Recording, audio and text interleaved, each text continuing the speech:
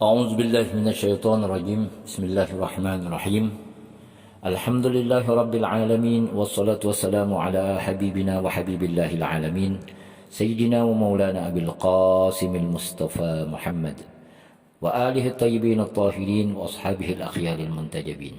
وقال رب اشرح لي صدري ويسر لي أمري واحلل عقدة من لساني يفقه قولي. أشهد أن لا إله إلا الله وحده لا شريك له وأشهد أن محمدا عبده ورسوله.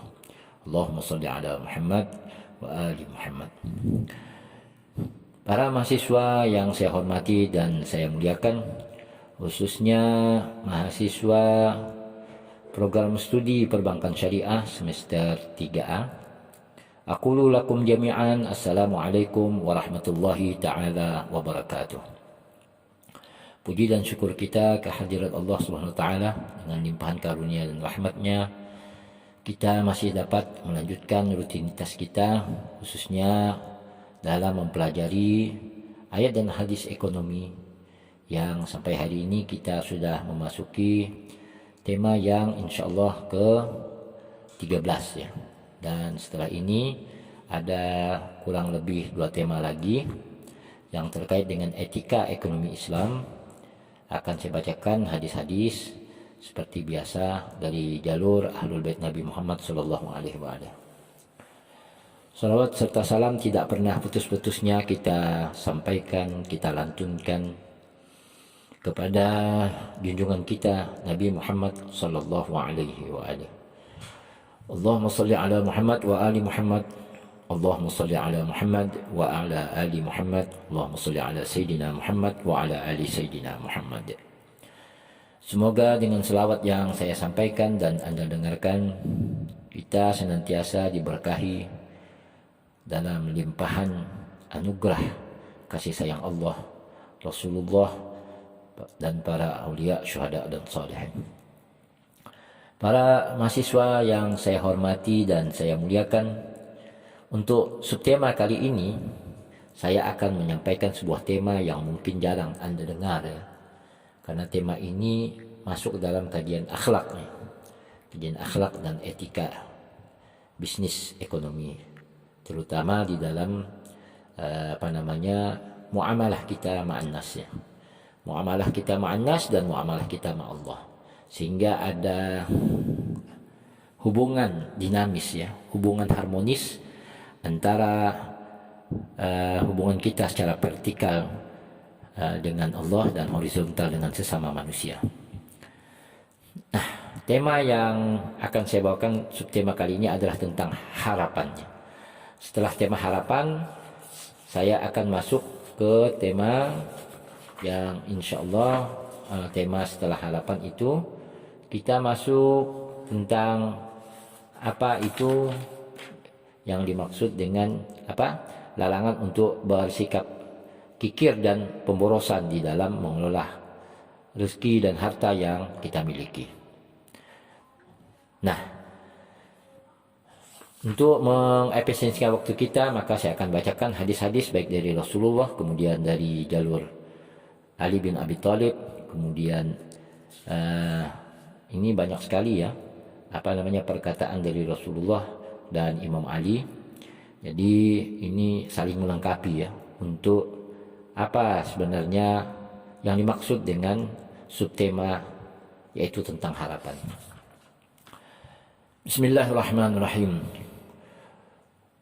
Qala Rasulullah sallallahu alaihi wasallam, al-amalu rahmatun li ummati walaula al-amalu ma arda'at walidatun waladaha wala gharasa gharisun syajara.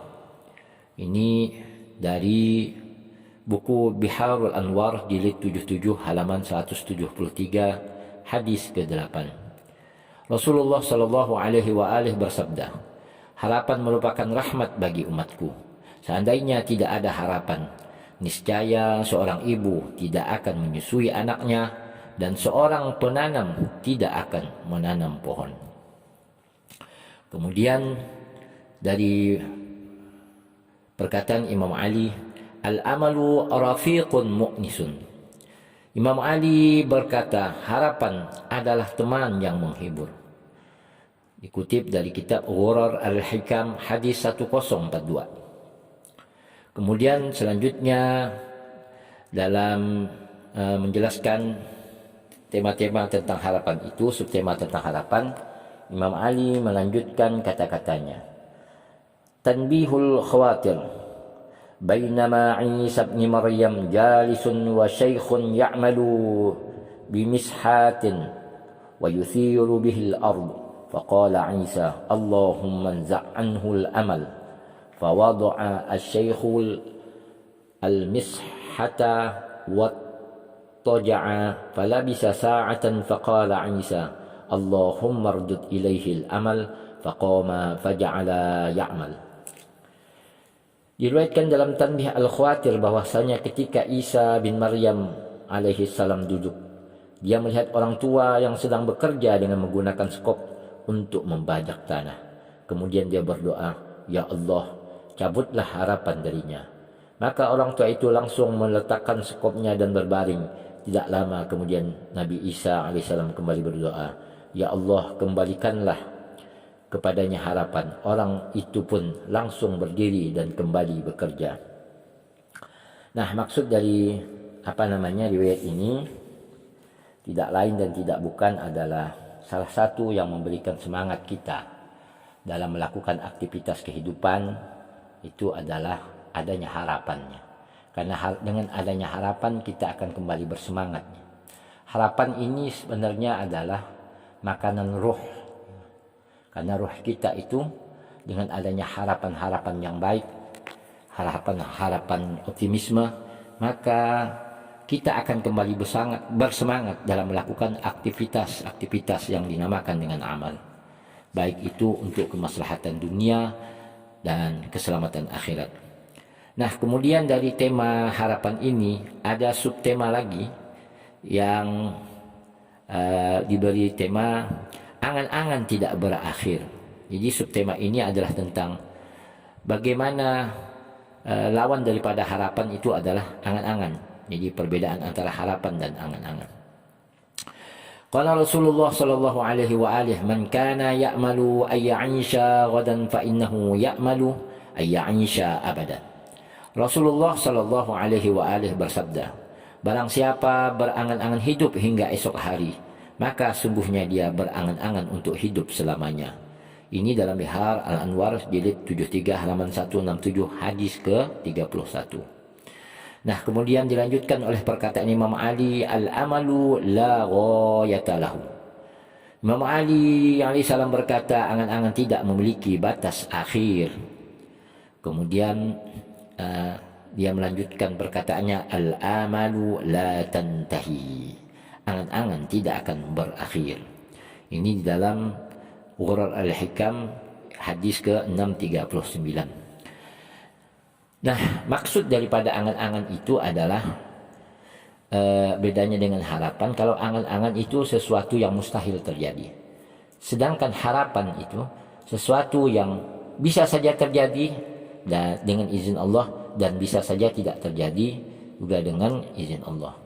Makanya harapan itu sangat mungkin untuk terjadi, sedangkan angan-angan itu adalah sesuatu yang mustahil terjadi. Nah, itulah maksud dari subtema daripada pembahasan angan-angan tidak berakhir. Nah, kemudian subtema selanjutnya dari harapan itu adalah waspada terhadap kepalsuan angan-angan. Ini ada dalam Quran surah Al-Hijr ayat 3. Saya ulangi, ada dalam Quran surah Al-Hijr ayat 3. A'udzubillahi minasyaitonirrajim. Zarhum ya'kulu wa yatamatta'u wa yulhihimul amal fasawfa ya'lamun.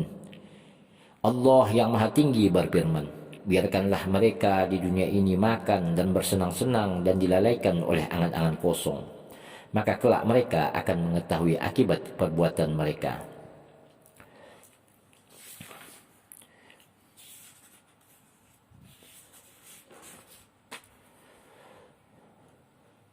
Kemudian berkata Imam Ali, "Ittaqu batilal amal parubba mustaqbilin yaumin laisa bimustadbirih wa maghbutin fi awwali lailihi qamat bawakihi fi akhirih. Imam Ali berkata, berhati-hatilah kalian terhadap angan-angan palsu. Barangkali hari yang akan datang bukan seperti hari yang lalu. Dan orang yang berbahagia pada permulaan malam, kemudian orang-orang menangisinya di penghujung malam. Kemudian dia melanjutkan, al-amalu kassarab yaghirru man ra'ahu wa yukhlifu man rajah. Angan-angan bagaikan fata morgana, yaitu menipu orang yang melihatnya dan meninggalkan orang yang mengharapkannya. Al-amalu al-amaniyu tu'ma uyunal basair. Kemudian Imam Ali melanjutkan, angan-angan membutakan mata orang yang melek. Dan lanjutannya, al-amalu sultanus syayatin ala qulubil ghafilin. Angan-angan merupakan kekuasaan setan pada hati orang-orang yang lalai. Thamaratul amali fasadul amal. Buah dari angan-angan adalah rusaknya amal pekerjaan. Kemudian, innal amalu yushi al-qalba wa yukribu al-wa'da wa yukthirul ghaflata wa yurisul hasrah. Sesungguhnya angan-angan melalaikan hati, mendustakan janji, memperbanyak kelalaian dan menyebabkan penyesalan. Innal amala yuzhibul aqla wa yukzibul wa'da wa yahuthu 'alal ghaflah wa yurisul hasrah. Fa'akzibul amal fa innahu gharurun wa inna sahibahu ma'zurun. Lebih jauh Imam Ali berkata, sungguhnya angan-angan menghilangkan akal, mendustakan janji, mendorong pada kelalaian dan menyebabkan penyesalan. Oleh karena itu, dustakanlah angan-angan karena sungguhnya ia adalah tipuan. Kemudian cucunya Imam Shadiq berkata, kam min ni'matillah ala 'abdihi fi ghairi amalihi wa kam min mu'ammilin amalan al-khiyaru fi ghairihi. Imam Shadiq berkata, betapa banyak nikmat Allah terhadap hamba-hambanya tanpa diharapkannya. Dan betapa banyak orang yang berharap akan suatu harapan, padahal yang terbaik itu berada pada selain yang diharapkannya. Para mahasiswa yang saya hormati dan saya muliakan, tadi pada kajian awal itu tentang harapan. Yang subtema pertama saya klarifikasi itu harapan merupakan rahmatnya. Jadi itu terkait dengan harapan. Kemudian harapan itu dibagi lagi antara harapan yang pasti, harapan yang mungkin terjadi, dengan harapan yang sangat mustahil untuk terjadi, yaitu yang dinamakan angan-angan. Nah, karena angan-angan itu tidak akan pernah berakhir. Kadang kita banyak melihat orang, ya kalau dalam bahasa kita sehari-hari itu berkhayal. Kalau berkhayal terhadap sesuatu yang rasional, ya, rasional dalam artian misalnya kita punya keahlian menggambar, kita mempunyai harapan untuk menjadi seorang pelukis terkenal di dunia. Nah, itu sangat dianjurkan, ya, dari perkataan Nabi Isa yang dikutip di dalam Tanbihul Khawatir. Jelas, ya, seorang petani yang sedang mencangkul saja begitu didoakannya, cabutlah harapan darinya, maka orang tua itu langsung meletakkan sekopnya dan berbaring. Tidak lama kemudian Nabi Isa kembali berdoa, ya Allah, kembalikanlah kepadanya harapan. Orang tua itu pun langsung berdiri dan kembali bekerja. Nah, artinya harapan itu adalah spirit, ya, spirit positif, ya, dan rasional tentunya. Nah, misalnya kita menjadi pegawai negeri, kita menghayal untuk menjadi miliarder, ya, tidak mungkin lah. Dan itu pasti angan-angan palsu. Kenapa tidak mungkin? Kalaupun itu mungkin terjadi, itu hanya kasuistik saja. Mungkin karena ya itu tadi, yang banyak masuk penjara itu korupsi, ya, karena gajinya kecil, berhayal hidupnya seperti orang-orang konglomerat. Nah, itu yang namanya angan-angannya, angan-angan. Kalaupun itu diwujudkannya, pasti dia melakukan sesuatu yang di luar kebiasaan atau melanggar aturan-aturan syariat. Karena Allah telah mentakdirkan hukum sebab akibatnya. Makanya kalau mau dia jadi miliarder atau jadi orang kaya, jangan jadi PNS atau jadi ASN. Jadilah wira swasta, karena kemungkinan untuk dapat peluang-peluang usaha yang besar dan fleksibilitas waktu untuk mencari peluang-peluang yang profitable itu lebih banyak dibandingkan dengan seorang ASN, karena mereka terikat jam kerja, kemudian terikat dengan kepangkatan, terikat dengan aturan-aturan yang sehingga mereka tidak bisa berbuat semaunya untuk mencari keuntungan dari kegiatan-kegiatan, misalnya seminar, kegiatan-kegiatan yang sifatnya sudah dibuat SOP-nya oleh standar-standar aturan pemerintah. Nah ternyata Islam sudah jauh lebih ke depan ya, memandang kenyataan manusia yang akan terjadi baik di masa Rasulullah sampai hari kiamat. Nah makanya Islam itu agama yang sangat rasional. Nah kalau kita melihat hadis-hadis di jalur sahabat, kita tidak akan ketemu hadis-hadis tentang ini.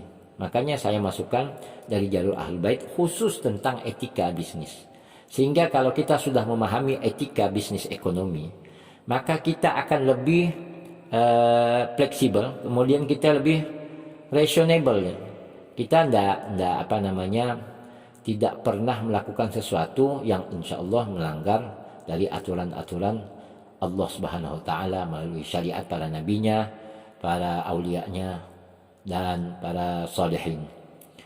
Baik, mahasiswa yang saya hormati dan saya muliakan,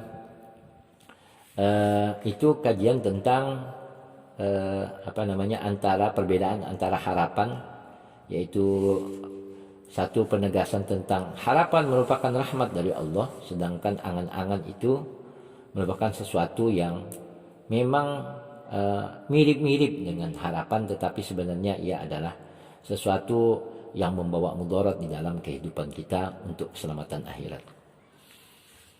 Mudah-mudahan dipahami ya. Kemudian saya akan masuk ke tema masih di angan-angan, yaitu angan-angan dan ajal. Apakah perbedaan angan-angan dan ajal? Dalam kitab Tanbihul Khawatir, ruwiya annahu Rasulullah sallallahu alaihi wa alihi qol akhadha ruya annahu Rasulullah. Jadi diriwayatkan bahwa Rasulullah ya. Jadi ini artinya Ahlul Bait melihat, Ahlul Bait Nabi itu melihat apa perbuatan Rasul, bukan Rasulullah berkata ya. Tapi melihatkan qaulan fi'lan, jadi fi'il Rasul yang dilihat oleh Ahlul Bait Nabi. Akhadha salasata a'wadin fagharasa 'udan baina yadayhi wal akhara ila janbihi. وأما الثالث فأبعده وقال هل تدرون ما هذا؟ قالوا الله ورسوله أعلم. قال هذا الإنسان وهذا الأجل وهذا الأمل يتعاطى ابن آدم ويختلجه الأجل دون الأمل. Diriwayatkan bahwasanya Rasulullah sallallahu alaihi wasallam mengambil 3 batang kayu. Lalu beliau menanam satu batang kayu itu di hadapannya, dan batang kayu yang kedua ditanamnya di sebelahnya. Adapun batang kayu yang ketiga beliau menanamnya agak jauh seraya bersabda, "Tahukah kalian apa ini?" Mereka menjawab, "Allah dan Rasulnya lebih tahu." Kemudian Rasulullah sallallahu alaihi bersabda, "Inilah batang kayu yang pertama adalah manusia." Jadi Rasulullah mengibaratkan ya, batang kayu yang ditanam pertama olehnya itu ibarat manusia. Nah kemudian ini batang kayu yang kedua yang ditanam di sebelahnya, ini adalah ajal. Kemudian ini batang kayu yang ketiga yang ditanam jauh-jauh oleh Rasulullah dari kedua batang tadi. Nah itu adalah angan-angan yang diambil oleh manusia, sedangkan ajal menggelisahkannya di hadapan angan-angan itu. Nah jadi angan-angan itu adalah sesuatu yang tidak pasti ya. Sedangkan ajal itu sudah pasti ada dan hadir pada setiap Bani Adam. Kemudian Imam Ali berkata, "Law ra'a al-'abdu ajalahu wa sur'atahu ilahi abghadul amal." Imam Ali alaihi salam berkata, seandainya seorang hamba melihat ajalnya dan cepatnya dia menuju kepada ajalnya, niscaya dia membenci angan-angan. Ini penegasan Imam Ali terhadap sesuatu yang dah pasti terjadi, kemudian dia membandingkannya dengan sesuatu yang tidak pasti terjadi, yaitu antara ajal dan angan-angan. Kemudian Imam Ali melanjutkan, al-amalu yunsil ajala. Angan-angan melalaikan ajal. Selanjutnya Imam Ali berkata, aqrabu syai'in al-ajalu ab'adu syai'il amal. Sesuatu yang paling dekat adalah ajal dan sesuatu yang paling jauh adalah angan-angan. Kemudian dilanjutkannya, la takhlun nafsu minal amali hatta tadkhula fil ajali. Jiwa tidak pernah kosong dari angan-angan sehingga ia masuk ke dalam ajal. Ala wa innakum fi ayyami amalin min waraihi ajalun. Faman amila fi ayyami amalihi qabla huduri ajalih faqad nafa'ahu amaluhu wa lam yad'urruhu ajaluhu. Imam Ali berkata, ketahuilah sungguhnya kalian berada di dalam hari angan-angan dan di belakangnya adalah ajal. Barang siapa beramal dalam hari angan-angannya sebelum ajalnya datang, maka amalnya akan berguna baginya dan ajalnya tidak akan membahayakannya. Ini maksudnya orang yang beramal untuk mempersiapkan bekal akhiratnya, di samping memenuhi kebutuhan hidupnya sehari-hari dan mempersiapkan bekal akhiratnya, maka ajal itu tidak akan membahayakannya karena persiapannya cukup dalam beramal dan mewujudkan amalnya demi kemaslahatan akhiratnya. Kemudian cucunya Imam Al-Kazim berkata, lau zuhartil ajalu ibtadahatil amal. Kemudian Imam Musa Kazim bin Imam Muhammad Al-Baqir bin Imam Musa Al-Kazim bin Ja'far As-Sadiq bin Muhammad Al-Baqir bin Ali Zainul Abidin bin Imam Hussein bin Ali bin Abi Talib bin yang ibunya Fatimah Az-Zahra, anaknya Rasulullah bintu Rasulullah sallallahu alaihim ajma'in. Yaitu Imam Musa Kazim berkata, seandainya ajal muncul niscaya angan-angan tersingkap. Jadi menurut Imam Musa Kazim dalam perkataan hikmahnya bahwa kalau ajal itu muncul maka angan-angan itu akan sirna. Selanjutnya saya akan membacakan hadis tentang buah dari panjang angan-angan. Saya ulangi, buah dari panjang angan-angan. Al-Kafi, dalam kitab Al-Kafi ditulis, fima najallahu azza wa jalla bihi Musa, ya Musa la tutawwil fid dunya amalaka fayaqsuwa qalbuka wal qasi al-qalbi minni ba'idun. Di antara pembicaraan Allah azza wa jalla dengan Nabi Musa alaihi salam adalah, hai Musa, janganlah engkau memanjangkan angan-anganmu terhadap dunia sehingga hatimu menjadi keras. Orang yang berhati keras akan jauh dariku. Kemudian Imam Ali berkata, manittasa'a amaluhu fasura amaluhu. Barang siapa yang panjang angan-angannya, niscaya dia akan pendek amalnya. Kemudian dilanjutkannya, amma tulul amali fayunsil akhirah. Adapun panjang angan-angan maka ia akan melalaikan akhirat. Nah, di dalam riwayat ini dijelaskan tentang bagaimana sebuah hadis qudsi yang diriwayatkan dari jalur sahabat Ahlul Bait Nabi, yaitu tentang penjelasan pembicaraan Allah dengan Nabi Musa, yang Allah mengatakan, berfirman, janganlah engkau memanjangkan angan-anganmu terhadap dunia. Jadi Allah melarang Nabi Musa untuk berhayal tentang kehidupan dunia sehingga hatimu menjadi keras. Jadi efek dari terlalu duniawi ya, artinya materi ansih, maka hati kita akan keras. Kenapa keras? Karena kita lebih mengukur segala sesuatu dengan keuntungan yang nampak di depan mata ya.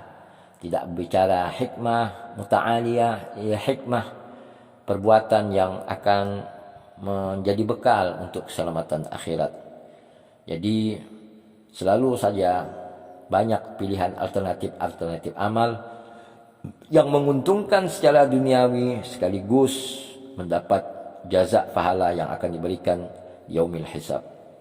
Nah, dijelaskan kemudian oleh Imam Ali, barang siapa yang panjang angan-angannya niscaya dia akan pendek amalnya. Orang yang banyak berangan atau berkhayal itu, maka dia akan melakukan sedikit pekerjaan. Karena pekerjaan-pekerjaan yang sifatnya rasional itu pasti memerlukan kerja konkretnya. Sama juga dengan teori ya. Kita mempelajari hadis, kemudian ayat tentang ekonomi. Semuanya itu pasti mengalahkan kita untuk taat kepada aturan Allah melalui lisan suci Rasulnya, dilanjutkan oleh Ahlul Bait dan sahabat, kemudian aulia, syuhada dan solihin di dalam menjalani taklif aturan Allah kepada umatnya selama hidup di dunia. Nah, tugas para anbiya, syuhada dan solihin itu satu, dia membawa rahmat. Kenapa membawa rahmat? Karena mereka hadir di muka bumi untuk menyampaikan kalimat-kalimat hak melawan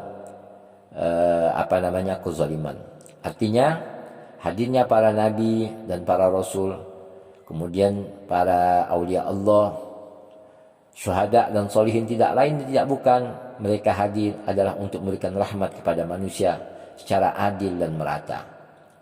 Sehingga karena yang membuat ketidakadilan itu pasti adalah pemerintahan yang zalim, raja-raja yang zalim, yang melalaikan atau mengabaikan hak-hak rakyatnya dan mengabaikan hak-hak orang-orang yang mustad'afin dan lain sebagainya. Makanya apa saja yang terjadi di atas muka bumi ini selalu saja itu pertarungan antara pihak penegak keadilan dan melawan pihak penegak kebatilan. Nah, itu akan terjadi hingga yaumil qiyamah. Para mahasiswa yang saya hormati dan saya muliakan, selanjutnya saya akan masuk membacakan kepada tema pendek angan-angan. Jadi hadis ini bicara tentang pendek angan-angannya. Apa itu pendek angan-angan? Baik, saya akan bacakan hadis selanjutnya. Qala Rasulullah sallallahu alaihi wa alihi li Ibnu Mas'ud, "Fasirru amalak, fa idza asbahta faqul inni la umsi, wa idza amsayta faqul inni la usbih, wa a'zim ala mufaraqati dunya wa ahibba liqa Allah." Rasulullah sallallahu alaihi wa alihi bersabda kepada Ibnu Mas'ud, pendekkanlah angan-anganmu. Jika engkau memasuki pagi hari, maka ucapkan sungguhnya aku tidak akan hidup hingga sore hari. Dan jika engkau masuki sore hari, maka ucapkan sungguhnya aku tidak akan hidup hingga pagi hari. Tetapkan hatimu untuk berpisah dengan dunia dan cintailah perjumpaan dengan Allah. Kemudian Imam Ali berkata, "Man ayqana annahu yufariqul ahbaba wa yaskunu turab wa yuwajiful hisab wa yastaghni amma khallafa wa yaftaqiru ila ma qaddama kana hariyan biqasril amali wa tulil amal."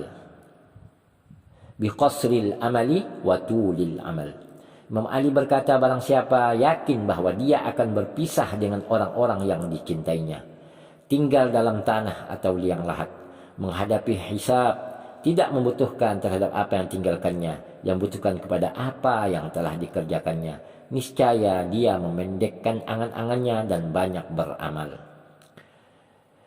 Kemudian Imam Baqir melanjutkan penjelasan terkait dengan pendek angan-angan. Siapa Imam Baqir? Imam Baqir itu namanya adalah Muhammad dengan gelarnya Al-Baqir. Dia adalah anak daripada Ali Zainul Abidin. Ali Zainul Abidin anaknya Imam Hussein. Imam Hussein anaknya Imam Ali. Ibunya adalah Fatimah bintu Muhammad Rasulullah sallallahu alaihi wa alihi. Imam Muhammad Baqir berkata, berbekallah dari dunia dengan pendek angan-angan. Baik, untuk pendek angan-angan ini saya bisa jelaskan secara singkat ya. Pertama, Rasulullah menasihati Ibnu Mas'ud untuk tidak memperpanjang angan-angan, yaitu dengan tetap waspada menjalani kehidupan. Jika masuk pagi, maka ucapkan sungguhnya aku tidak akan hidup hingga sore, sehingga antara pagi dan sore terjaga segala amal kita di dalam pengawasannya, kewaspadaan untuk tetap berjalan di dalam aturan-aturan Allah. Begitu juga selanjutnya. Nah, Imam Ali menegaskan tentang barang siapa yang yakin bahwa dia pasti akan masuki liang lahat menghadapi hisab, dia pasti akan memendekkan angan-angannya, dan sudah pasti orang yang mempunyai sikap seperti itu akan banyak beramal. Nah, amal di sini tentunya kan dalam Al-Quran kita ingat alladzina amanu wa amilus shalihat, yaitu melakukan perbuatan-perbuatan yang baik. Baik secara baik, amalus shalihat itu pasti baik di pandangan umat manusia dan juga pasti mendapat ridho Allah Subhanahu wa taala. Nah, Imam Baqir menegasikan tentang kesiapan kita untuk membawa bekal dengan cara memperpendek angan-angan. Nah, otomatis dengan pendek angan-angan maka kita pasti banyak beramal soleh. Nah, mahasiswa yang saya hormati dan saya muliakan, selanjutnya larangan berharap kepada selain Allah. Jadi subtema masih dalam tema harapan. Maka subtemanya adalah larangan berharap kepada selain Allah. Kemudian Rasulullah sallallahu alaihi wa alihi berkata, yaqulullah azza wa jalla, la aqta'anna amala kulli mu'min amala duni bil iyas. Ini dikutip dari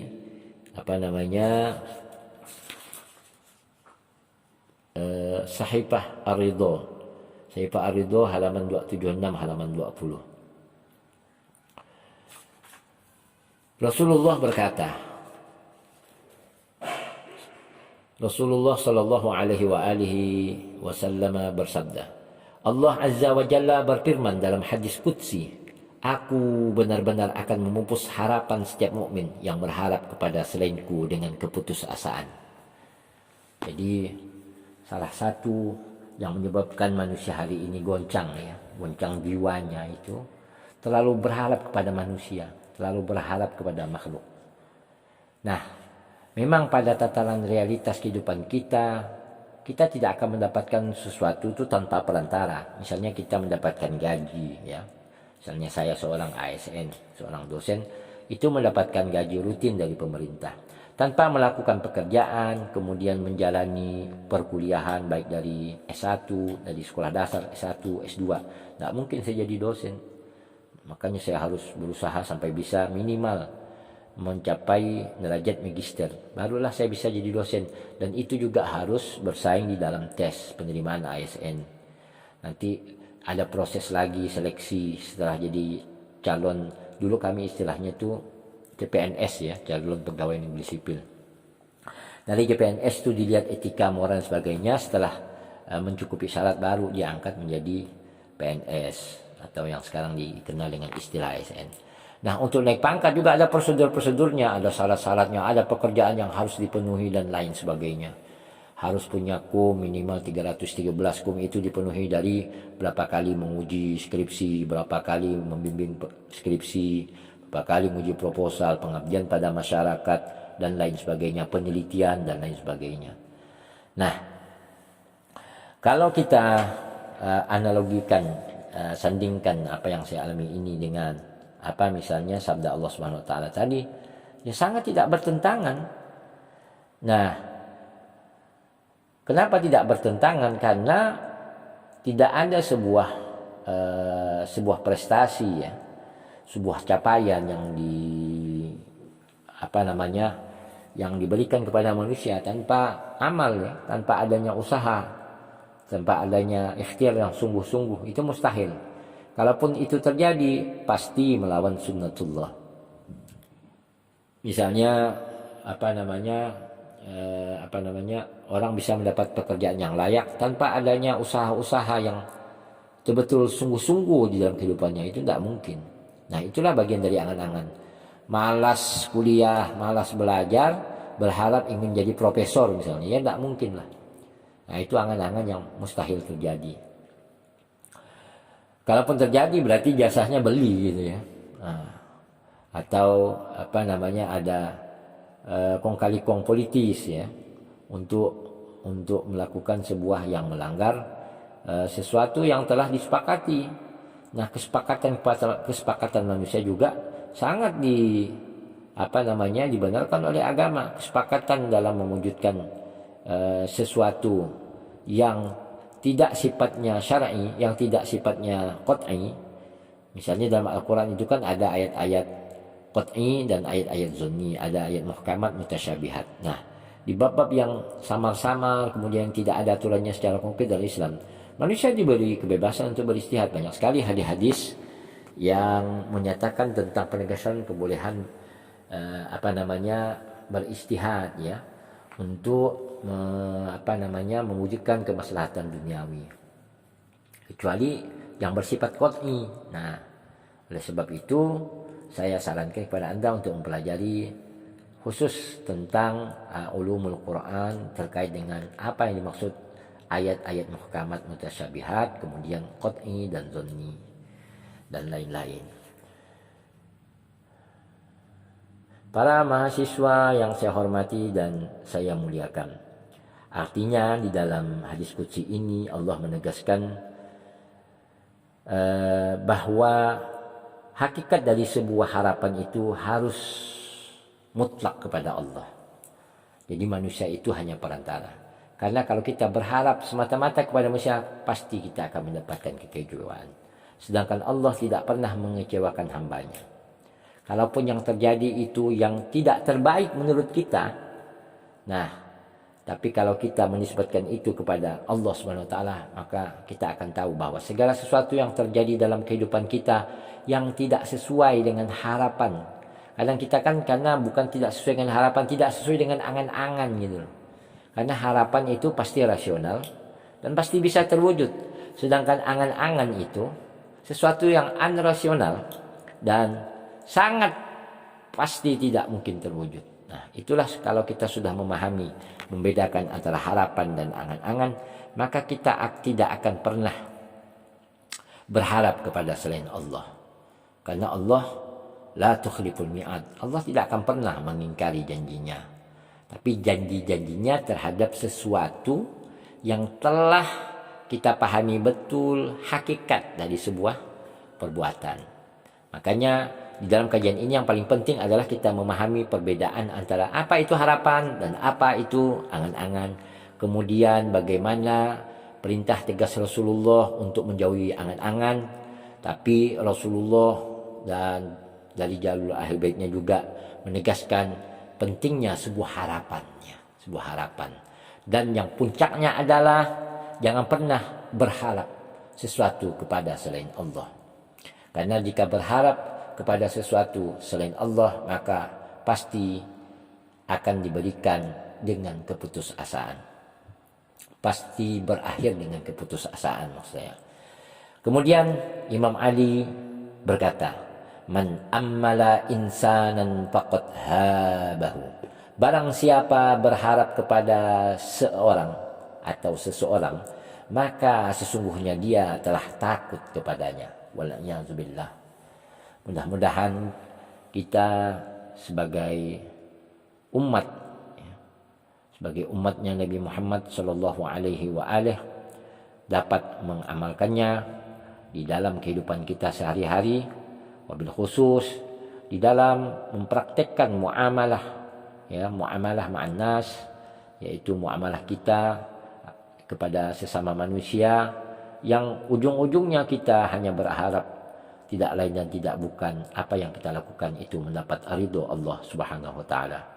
Aqulu qauli hadza astaghfirullah li wa lakum. Mudah-mudahan sebutir garam di tengah lautan dari Al-Faqir ini, dari pembacaan riwayat-riwayat baik itu Rasulullah dan Ahlul Bait Nabi, dari jalur sahabat-sahabat Ahlul Bait Nabi, kita dapat secercah ya cahaya harapannya untuk kita mampu kembali mericas ulang jiwa kita agar kita mengoptimalkan harapan dan amalnya dan memperpendek angan-angan sehingga kita selamat dunia maupun akhirat. Amin ya rabbal alamin. Billahi taufiq wal hidayah wallahul muwaffiq ila aqwamit thoriq. Assalamualaikum warahmatullahi taala wabarakatuh.